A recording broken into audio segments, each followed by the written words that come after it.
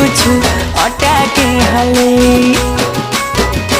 हारे मोर सुंदरी मती काजल बाली केते देखुछु आखि खोली खोली।